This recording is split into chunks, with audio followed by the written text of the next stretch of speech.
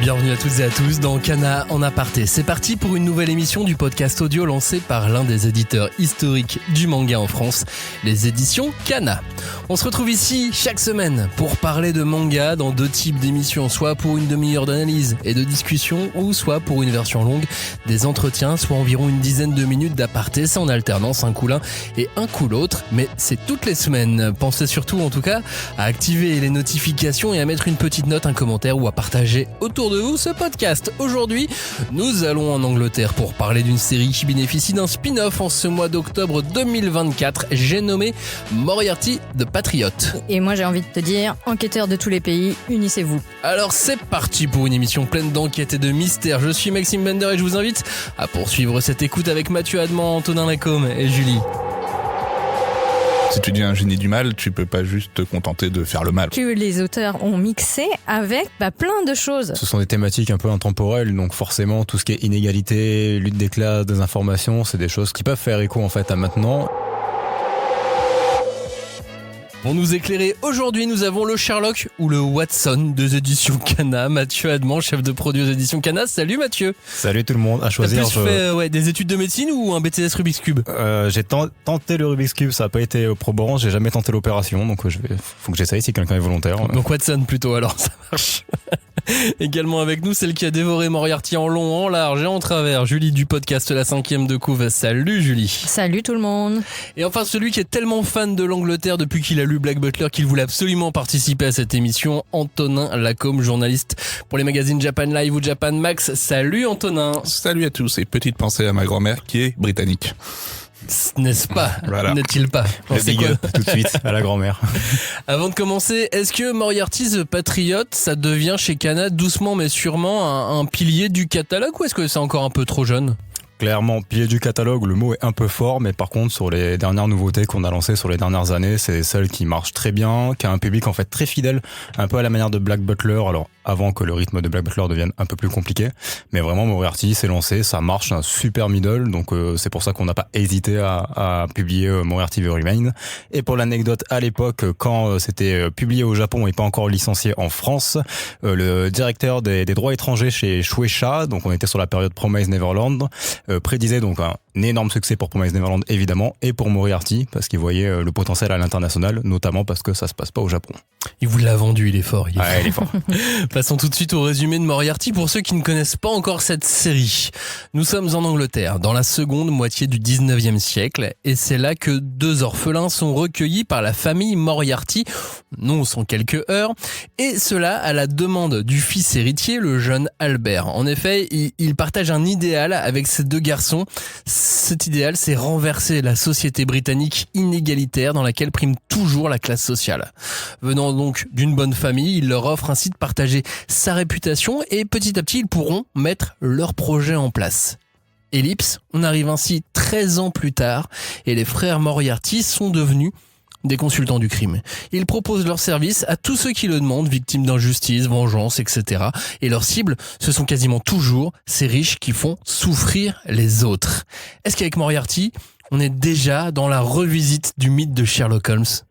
Alors, revisite, je dirais pas ça exactement, mais pour moi, c'est une sorte de cousin éloigné qui serait, asiatique de l'œuvre de Sir Conan Doyle, puisque on trouve énormément d'éléments qui existent dans la bibliographie de Sherlock Holmes et qui sont réutilisés dans le manga à petites touches dans différentes histoires, différentes énigmes et ça donne un résultat effectivement qui peut être très très étonnant, je pense, au premier abord. Moriarty the Patriot, Mathieu, la première fois que tu l'as lu, tu as eu quel sentiment? Tu t'es dit ok, là c'est du vrai Sherlock Holmes ou on est dans quelque chose de très éloigné? Franchement, le premier lien que j'ai fait avant tout par rapport à la construction de l'histoire, c'est Death Note. Où vraiment oui. t'avais cette dualité entre deux génies intellectuels qui font des plans sur X tomes, et où t'as vraiment une confrontation directe, t'as les deux personnages qui sont au premier plan. Le lien avec Sherlock Holmes, honnêtement, c'est un peu comme vient de le dire Julie, tu le fais par rapport à toutes les références qui sont faites, mais c'est fait à la manière à la manière japonaise, pardon. C'est-à-dire que vraiment, ils vont prendre fan service et tout balancer pour attirer les gens. Si vous regardez beaucoup d'animés ou vous lisez beaucoup de mangas, souvent les Français, c'est Jeanne d'Arc qui apparaît chez les Japonais. Voilà, ils ont vraiment cette image-là. Et donc là, ils ont fait pareil. Ils utilisent en fait le nom de Sherlock Holmes et tout ce qu'il y a autour pour faire leur propre manga. Mais on n'est clairement pas dans une adaptation d'un roman de Sherlock Holmes où on va suivre tout à la lettre en fait. C'est intéressant, Julie, ce que Mathieu compare Moriarty et Death Note. On est à chaque fois que des anti-héros ou pas? Ah bah écoute, je pense que c'était l'idée de départ, de partir sur le grand ennemi, l'ennemi juré de Sherlock Holmes qui est donc le professeur Moriarty, et de complètement détourner le concept en déjà créant ce trio de cette fratrie qui va donc s'élever contre les inégalités de la société britannique pour revendiquer plus d'égalité, mais d'une façon vraiment tortueuse quoi. Et là on retrouve quand même ce qui fait le sel des intrigues de Sherlock Holmes, comme tu disais, de calculer ses coûts, de essayer de comprendre au mieux la psychologie humaine et de tirer parti des faiblesses des uns et des autres pour mener sa barque au milieu de tout ce qui est des non-dits finalement. Donc après effectivement, si tu dis un génie du mal, tu peux pas juste te contenter de faire le mal en fait. Il va te falloir une motivation, un peu nourrir ça et donner un petit peu plus d'ampleur au truc, sinon ça fait un peu trop binaire et ça tient pas. Et tu peux pas te confronter à Sherlock Holmes si t'es trop vite quoi. Et tu vois le parallèle en fait entre William et Light du coup dans Death Note, tu le vois aussi dans le but en soi est pas mauvais parce qu'à la base c'est quand même faire tomber la noblesse et que tout le monde soit égaux. C'est le moyen qui va être un peu plus discutable, donc à la manière en fait de Light dans Death Note, et c'est là où vraiment tu vas avoir la confrontation entre les deux personnages principaux, Sherlock et William pour Moriarty. Mais pour revenir un peu au début de notre discussion, je pense que finalement ce qui fait l'intérêt de la série manga, c'est que c'est vraiment un concentré de la littérature populaire que tu vas trouver tout au long du XXe siècle en fait. Même si ça prend racine dans une des séries les plus connues qui est Sherlock Holmes et qui effectivement dès son apparition a été un très grand succès populaire que ça soit aux États-Unis mais dès qu'il a été traduit dans différentes langues et au Japon c'est également une institution. Il y a énormément de mangas et de productions culturelles autour de ce personnage et de toute cette série de romans, mais il n'y a pas que cet univers finalement qui tient ce manga, puisque comme on disait, il y a tout aussi le cadre de la société victorienne. Alors vieillissante, enfin je veux dire se terminant, parce que bon on est clairement, même s'il y a cette fameuse ellipse dès le départ de 13 ans, on est aux alentours des années 1880, donc effectivement pile dans l'époque Sherlock Holmes, mais ce qui est marrant c'est qu'il y a beaucoup d'autres petits anachronismes que les auteurs japonais vont se permettre pour donc utiliser des personnages très populaires comme James Bond, comme il y a aussi beaucoup de références à Jack l'Éventreur, qui, bon, lui est plutôt effectivement contemporain de Sherlock Holmes, mais il y a également toutes sortes d'influences qu'on va retrouver dans ce manga. Je crois que c'est trop bien quand on est un auteur de pouvoir se permettre d'aller prendre des archétypes et des personnages connus, parce que en termes d'introduction de personnages, t'as beaucoup moins de boulot à faire et tu peux te concentrer sur d'autres choses, sur l'intrigue, sur d'autres éléments de scénario et de récit, et ça te permet de proposer autre chose en fait. C'est une vraie ligue des gentlemen extraordinaires en fait. Là pour le coup oui, et je trouve aussi que c'est ce qui est intéressant, c'est de voir quelles sont les interprétations interprétation qu'on a du personnage de Sherlock Holmes, qui au bout d'un certain temps devient une page blanche, quoi. Tu peux vraiment lui prêter des traits différents. Alors là, il est plutôt jeune, plutôt il a gardé son caractère de cochon, mais il reste plutôt sociable. Il y a une sorte de désinvolture un peu rock qui est assez intéressante, et on trouve pas le cocaïnomane super anxieux ou très très misanthrope, quoi. Là, c'est plutôt quelque chose qui est contrebalancé par à nouveau cette fratrie des frères Moriarty qui eux jouent toute la partition inverse, d'être hyper sociable, hyper intégré, d'avoir un immense réseau, parce qu'ils ont effectivement des grands projets et qu'ils doivent s'assurer l'appui de énormément de personnes. Tu parlais de Jack l'Éventreur il y a quelques instants, et ça tombe bien, spoiler, très léger spoiler. Il est là. Il est là avec nous aujourd'hui. Non, et ça tombe bien, il est dans The Remains, le spin-off de Moriarty the Patriot. Dans ce spin-off qui est sorti au début du mois d'octobre, le premier spin-off de Moriarty, appelé The Remains, qu'on peut traduire par les vestiges. Les Moriarty vont cette fois aller dans leur ancien manoir familial, l'ancien manoir familial des Moriarty, qui est aujourd'hui à l'abandon, et ils y retrouvent un mystérieux journal d'enquête qui les entraîne dans leur passé, et donc Jack l'Éventreur, mais pas que. Non, et puis en fait, même The Remains, c'est intéressant parce que c'est le fait que tu traduises par les vestiges. Donc, le plus grand, un des très très grands romans de la littérature des années 80, 1980, c'est quand même The Remains of the Day, qui est donc un roman britannique qui a eu le prix Nobel, et donc en 1989, et donc écrit par Kazuo Ishiguro, qui est donc un auteur d'origine japonaise mais naturalisé britannique, et qui parle de toute cette dynamique des nobles et des aristocrates dans une Angleterre qui a un peu la gueule de bois, quoi. C'est un peu aux alentours de la Première Guerre mondiale.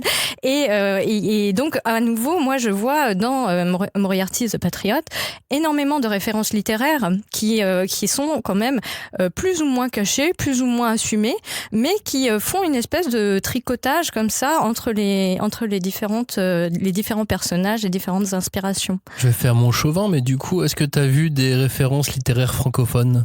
Moi, écoute, je peux te dire que j'en ai trouvé. Ne serait-ce que pour le côté, alors on va dire, ça c'est hyper chauvin, mais le côté feuilletonnant, on peut penser à la littérature populaire du début du 19e siècle, parce que dans les journaux étaient publiés les premiers épisodes d'Alexandre Dumas, de Balzac, donc il y a énormément de littérature la littérature, on va dire, romanesque, chevaleresque, qui s'est propagée dans la culture populaire. Mais il y a également tout ce qui est je pensais aussi à Dickens. Bon, alors ça c'est anglais, mais il y a le côté quand même toute la misère londonienne que tu vois dépeinte dans les ennemis que les Moriarty veulent absolument combattre. Mais le plus grand clin d'œil à la littérature française que j'ai vu dans la série, c'est qu'il y a quand même tout un passage qui rappelle Les Misérables de Victor Hugo, avec notamment quand Jean Valjean vole des couverts d'argent pour ensuite être absous par alors je crois que c'était un abbé, mais je crois que c'est pas un abbé, je confonds avec l'abbé Faria, tu sais. Pardon. Mais en tout cas, oui, moi je pense qu'il y a des petits clins d'œil comme ça à droite et à gauche. C'est un manga qui nous fait donc voyager dans le temps, vous l'avez compris, notamment en Angleterre au 19e siècle, mais pas seulement, parce que tu me disais que tu voyais des choses bien plus actuelles, bien plus modernes, façon de parler. Alors, oui. James Bond, hein. James Bond. Alors, James Bond, oui, bien sûr, mais... C'est la bonne porte d'entrée, James Bond. Pourquoi ? Parce que Ian Fleming, il a quand même créé son personnage dans les années 50, mais c'est surtout qu'il est devenu extrêmement populaire dès qu'il a été interprété au cinéma dans les années 60 et surtout les années 70.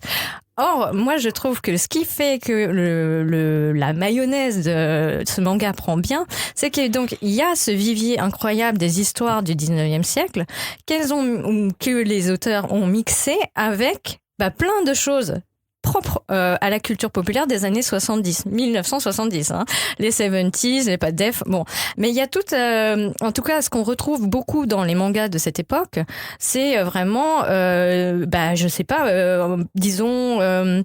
Le récit d'initiation pour une jeunesse vraiment idéaliste, active, revendicatrice. Enfin, on pense tous à Ashita no Joe, par exemple. Mais il y a également tout ce qui concerne le concept de Bishonen, parce que là, on se retrouve quand même avec donc déjà 3 frères, mais qui sont entourés de leurs amis, de leurs agents, même la fratrie Sherlock Holmes. J'ai jamais vu un Mycroft aussi sexy. Hein, désolée mais je trouve qu'il y a vraiment donc ce concept du beau garçon qui est utilisé à fond, et donc c'était un concept qui a permis l'essor du boys love, donc notamment grâce aux travaux de Takemiya et de Ryoko Ikeda et de Moto Hagio.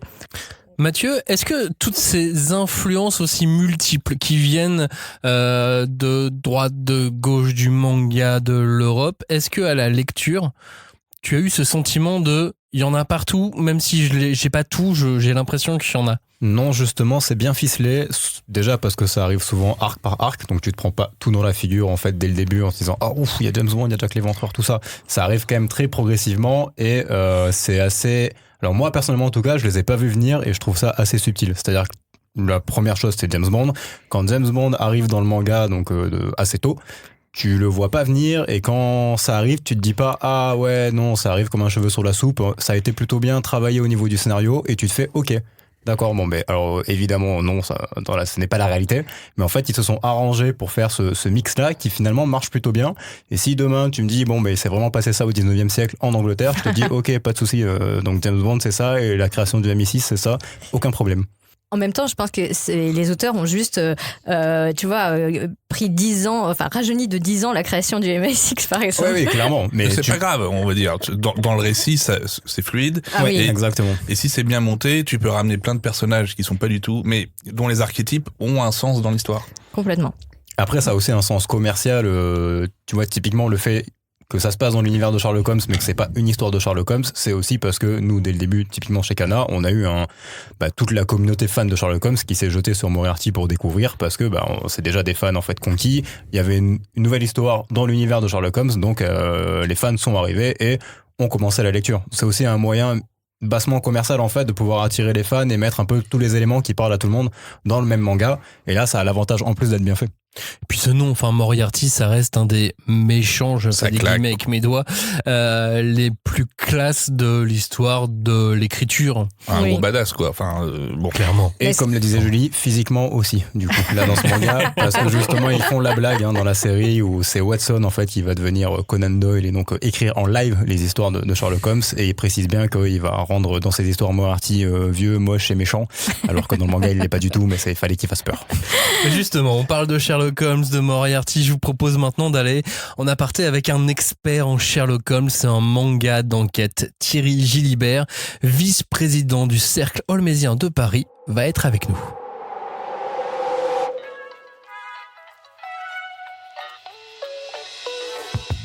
Bonjour Thierry. Bonjour Maxime. Merci d'être avec nous. Est-ce que très brièvement, vous pouvez nous dire en quoi consiste le Cercle Holmésien de Paris ? Le Cercle Holmésien de Paris, c'est une association à but non lucratif qui est dédiée au partage multiple autour de Conan Doyle et bien sûr de son meilleur des protagonistes de ses histoires, qui est en l'occurrence Sherlock Holmes. C'est surtout aussi un prétexte à l'amitié, comme Watson et Sherlock Holmes étaient des grands amis. Nous sommes de grands amis aussi dans cette association et nous partageons régulièrement nos informations sur l'actualité, les mangas notamment, le cinéma, le théâtre. Nous faisons des voyages aussi, nous nous costumons parfois à la manière victorienne, nous reconstituons les nouvelles de Sherlock Holmes. Nous faisons aussi tous les deuxièmes mercredis de chaque mois dans un pub parisien des petites réunions où nous prenons une nouvelle pour thème, où nous faisons aussi des quiz sur ce qu'on appelle le canon, qui consiste aux écritures sacrées des aventures de Sherlock Holmes, par exemple. Voilà un petit peu ce qu'on peut dire sur le Cercle Holmésien de Paris.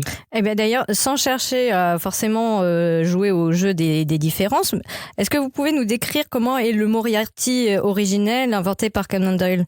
Ah, le Moriarty original, c'était un affreux, un vrai vilain. Donc Conan Doyle, quand il crée le personnage de Moriarty, il faut savoir qu'il le crée.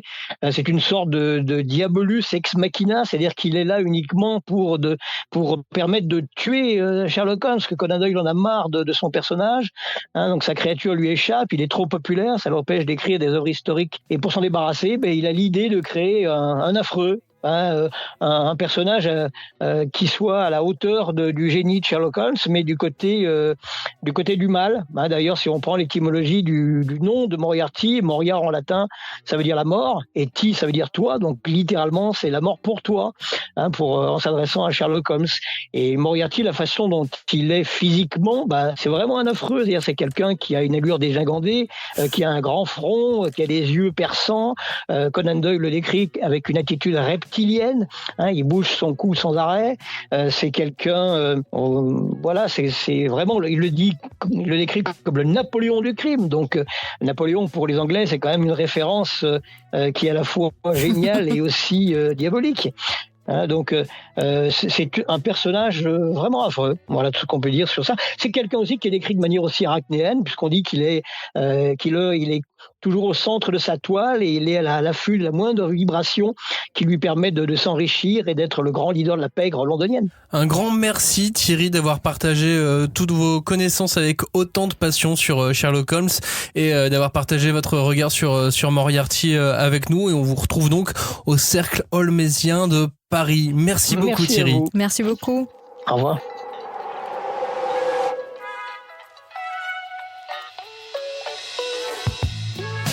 Retrouvez la version longue de cet aparté la semaine prochaine dans Cana en aparté. Place aux recommandations maintenant.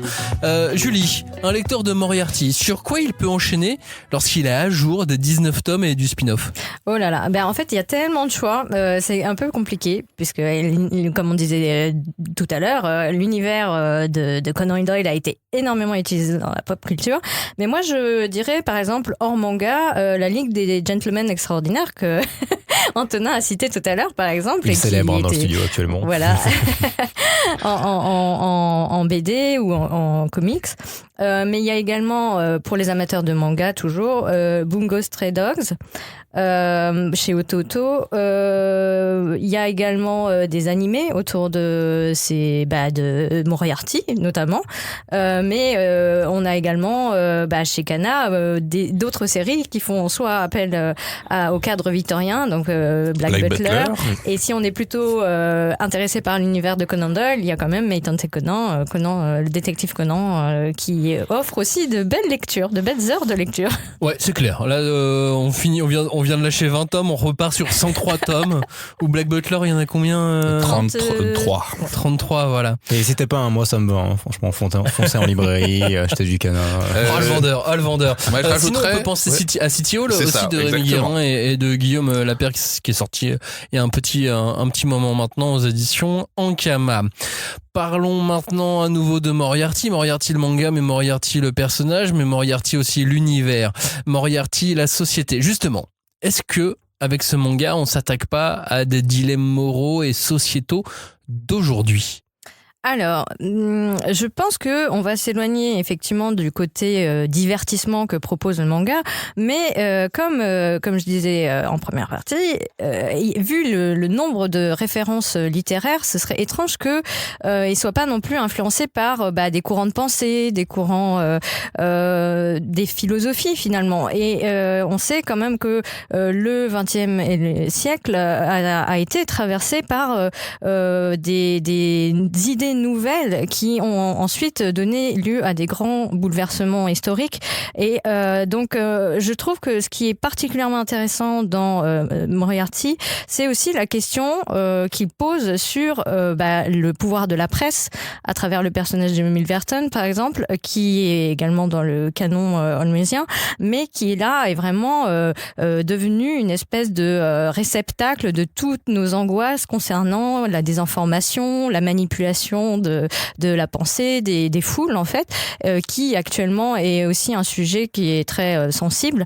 Mais bon, tu vois, enfin, il y a aussi, bon, c'est beaucoup plus ancien, mais pour revenir au courant de pensée, c'est ce qui est étrange dans ce manga, c'est que tu trouves donc toute une sorte de réflexion politique sur qu'est-ce que c'est que l'esprit républicain ou qu'est-ce que c'est que l'esprit commun en fait, puisqu'on peut pas parler de république au Royaume-Uni, c'est quand même, ce serait le crime de lèse-majesté par excellence. Déjà qu'ils veulent cramer leur capitale, alors là, oulala. Mais on a quand même ce soupçon, de marxisme, de tout ce qui a été digéré, depuis les livres, notamment, je pense au Prince de Machiavel, qui essaye donc de façonner la pensée politique moderne. Et là, on va pas dire que c'est quelque chose qui va vous donner un cours de philosophie, loin de là, mais on sait que ce sont des références qui participent au socle de la série. Ouais, puis il y a la lutte des classes aussi. Oui, en fait, ce sont des thématiques un peu intemporelles, donc forcément, tout ce qui est inégalité, lutte des classes, désinformation, c'est des choses qui peuvent faire écho en fait à maintenant. Et moi, ce que j'ai beaucoup aimé, ce que j'ai trouvé assez rigolo, c'est que donc on parle évidemment de la Révolution française, notamment on apprend qu'en fait ce sont les Anglais qui ont commandité la Révolution française. Donc là en tant que Français, quand on le sait, on fait vous jouez. Mais c'est assez rigolo parce que du coup on en parle dans le manga comme un échec par rapport à tout ce qui est arrivé après. Alors qu'en fait, c'est littéralement quand même le plan de Moriarty de passer par la violence et de mettre en fait Londres en feu pour arriver par la violence à une nouvelle égalité des classes et pour changer la société.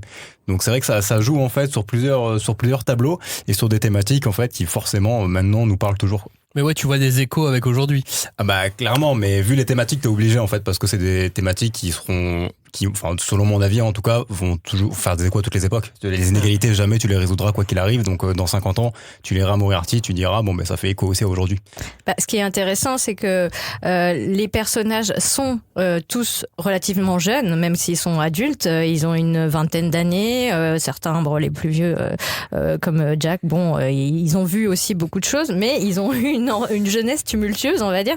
Et c'est ça qui est intéressant, c'est qu'il y a une espèce de esprit très les shonen manga, d'avoir des jeunes gens face à leurs convictions, comment changer le monde, comment le façonner selon leurs idéaux et comment entrer dans l'action. Alors là, c'est quand même toute une machination qui est très complexe et c'est vrai que je pense que ça peut faire écho parce que c'est le propre de la jeunesse de trouver sa place dans le monde en disant ok, qu'est-ce que moi je peux apporter, qu'est-ce que moi je peux changer si je ne suis pas d'accord avec ce que je vois, ce que je constate, quoi.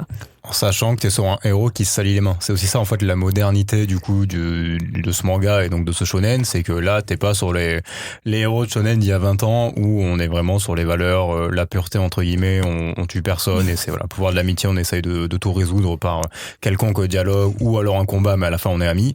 Là non, dès le début en fait c'est ce qu'on voit plutôt depuis les 10 dernières années dans le shonen manga où on a des anti-héros du coup les fameux, donc on a parlé de Light dans Death Note, où pour atteindre le but on n'a pas peur de salir les mains, on n'a pas peur de fait de devenir nous-mêmes le méchant et ça va être en fait tout le dilemme de William dans Moriarty où il est là pour tuer les nobles et il comprend bien qu'à la fin s'il veut éradiquer le mal il va falloir qu'il s'éradique lui-même en fait.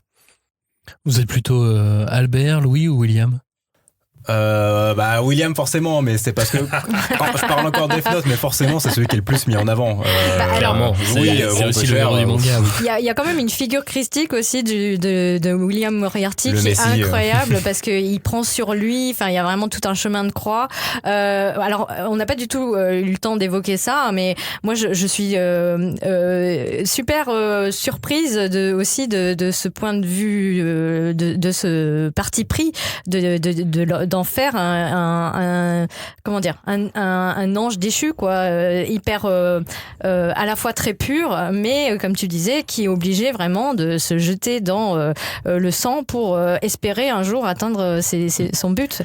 Donc c'est très romantique en fait comme vision. Et je reviens sur mon choix parce qu'en fait Albert il est pas vraiment mis en avant forcément dans le manga alors que c'est clairement le déclencheur de tout parce qu'en fait c'est lui à la base le noble, c'est lui qui vient de la famille Moriarty et c'est parce que lui rejette cette idée-là qui va permettre en fait à William d'arriver là où il en est et de pouvoir lui donner les moyens de faire son plan. En fait, le vrai noble qui a un regard lucide sur son monde et qui se dit c'est pas normal ce qui est en train de se passer et je comprends pas le système pyramidal de notre société, c'est Albert qui va le faire et c'est lui qui va entre guillemets tout mettre les graines en place pour que tout se passe bien dans le plan de William. C'est la fin de cette émission. Oui. Oui, c'est la fin de cette émission et vous allez pouvoir, si vous ne les avez pas déjà retrouvés, les 19 premiers volumes de Moriarty, The Patriot, de Hikaru Miyoshi et Yosuke Takeuchi partout en librairie. Et n'oubliez jamais que si le manga n'est pas en rayon, il vous suffit de le demander à votre libraire et il peut le commander directement pour qu'il arrive habituellement très vite. Oui, c'est rapide. Normalement, la plupart du temps. La semaine prochaine, c'est la version longue de notre aparté avec Thierry. Et en attendant, merci pour votre écoute. Et n'oubliez pas un commentaire, une note ou des petites étoiles. C'est toujours encourageant. N'oubliez pas non plus de vous abonner à l'émission pour n'en rater aucune. Merci de nous avoir écoutés. Salut à tous. Merci, au revoir. Merci. Merci tout le monde.